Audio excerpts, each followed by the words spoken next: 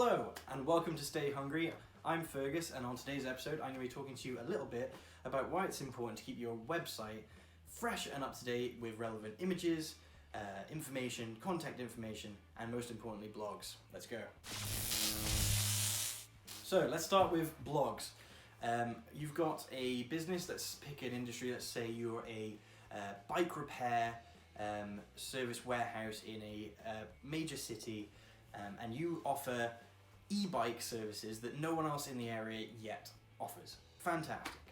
And maybe let's say you've noticed recently that although you're talking about these services on your main website, you're not actually ranking too well for these niche services in a Google search. Now, this is a perfect opportunity to get a skyscraper blog or some kind of really important niche blog on your website that can help boost your organic search results and also give you great content you can share around. You can send it to people who are writing bloggers in the community who can link back to your website and give you some valuable backlinks.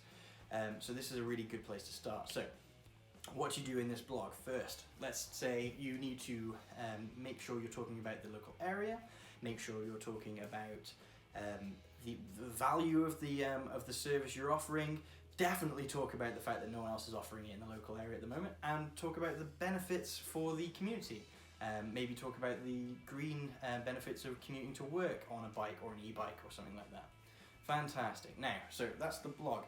Let's talk about regularity now. If you're running a business and you're also writing your blog, you might not have time to get the ideal multiple blogs a week out onto your website. That's fair enough. Let's talk about a realistic schedule for you. So can you achieve a weekly blog? Maybe not. But can you achieve a monthly blog? Probably. So do you just need to make sure that monthly blog is super valuable for you? So if it is talking about a very niche service, perfect. If it's talking about something that maybe doesn't provide that much value for you, think of something else to talk about. You have to remember that the things you're talking about in your blog are boosting the key terms for your website, but only the ones that are relevant to that blog. But they're very, very effective tools. So that's covered. And also Google will reward websites that have regular content going up anyway. So the more regular content you have on your website, the healthier your website is in an SEO sense, provided you're doing all the correct SEO for your blogs. Okay, so let's step away from the blog. That's sorted. Let's talk about the rest of your website. You have contact information, you've got service information, you've got information about your team, and everything else, and your story.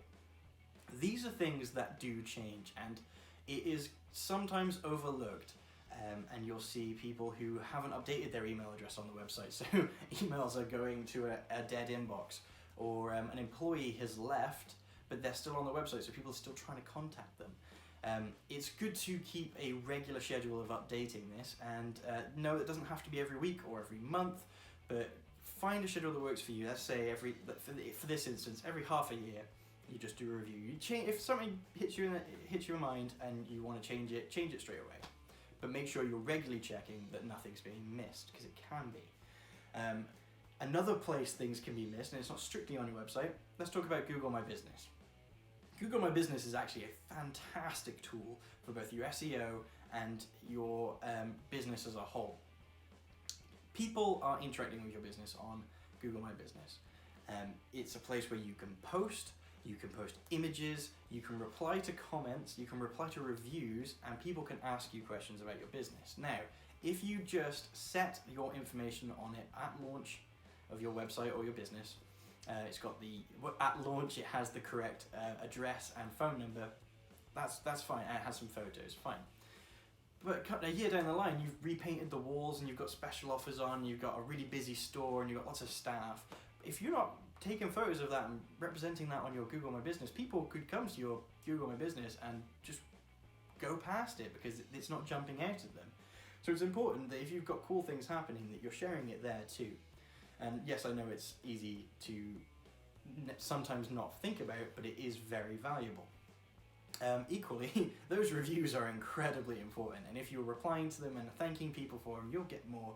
And if customers come to your Google My Business and see that you are interacting with your community and you're talking and it seems active, they won't think that your business is dead in the water per se. So there's that. And finally, we touched on it a little bit about the content on your website, but images on your website too, it's important to keep those up to date. If you've got new staff members, if you've got new things going on in your store, make that also visible on your website so that everything is kind of looks the same, looks like it's part of one cohesive company story. And that's it really. If you'd like to talk about how you can get more out of your blogs and your content on your website and how that can boost your SEO, get on our website, book a discovery call and have a chat with us. We'd love to help. Thanks very much.